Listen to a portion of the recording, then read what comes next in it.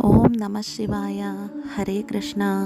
ഇത് ആന്ധ്രയിൽ അമലാപുരം എന്ന് പറഞ്ഞ സ്ഥലത്ത് വാസവി കന്യാ പരമേശ്വരി ക്ഷേത്രം എന്ന് പറഞ്ഞിട്ടൊരു ക്ഷേത്രം ഉണ്ട് കേട്ടോ.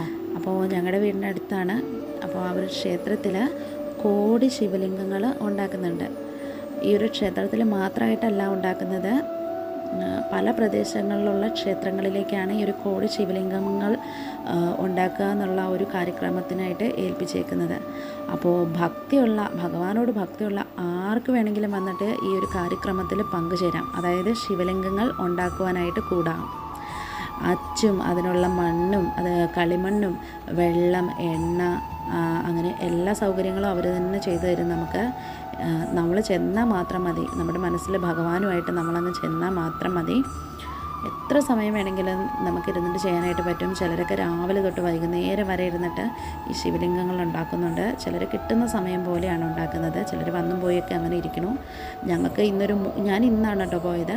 അപ്പോൾ ഒരു മൂന്നര മണിക്കൂറാണ് ഞങ്ങൾ ചെയ്തുള്ളൂ. കാരണം പിള്ളേരൊക്കെ ഉള്ളത് കൊണ്ട് നമുക്ക് അതിൽ കൂടുതൽ സമയം അവിടെ ചിലവഴിക്കാൻ സാധിച്ചില്ല.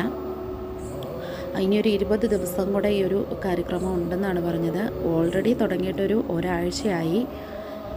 അപ്പോൾ നമ്മളിത് ഉണ്ടാക്കിക്കൊണ്ടിരിക്കുന്നതിൻ്റെ ഇടയ്ക്കായിട്ട് നമുക്കവർ കുടിക്കാനായിട്ട് സംഭാരമൊക്കെ കൊണ്ടുവന്ന് തരുന്നുണ്ട്. കുറേ പേരൊക്കെ ഇരുന്നിട്ട് ഈ ഉണ്ടാക്കി വെച്ചേക്കുന്ന ശിവലിംഗങ്ങൾ എണ്ണി തിട്ടപ്പെടുത്തുന്നുണ്ട്.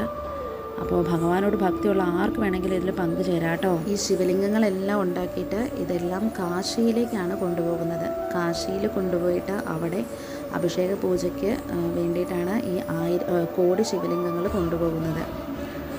അപ്പോൾ അതിൽ നമുക്ക് ഭാഗമാകാൻ കഴിയുകയെന്ന് പറയുന്നതേ മഹാപുണ്യമായിട്ടാണ് കണക്കാക്കുന്നത്. അപ്പോൾ നമ്മുടെ അമലാപുരം ഭാഗത്തൊക്കെ മലയാളീസ് ആരെങ്കിലുമൊക്കെ ഉണ്ടെങ്കിൽ നിങ്ങൾക്കും വരാവുന്നതാണ് കേട്ടോ.